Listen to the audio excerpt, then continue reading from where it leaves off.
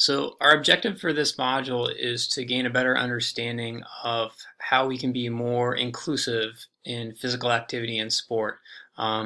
specifically as coaches, but just in terms of contributing members of society.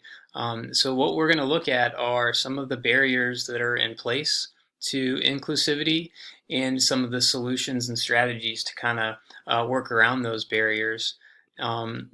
to do that within this module, we have two assignments, which are a discussion board and then another research prompt. So I challenge you to once you review the theories, whether that's universal design for learning or the inclusive physical activity model,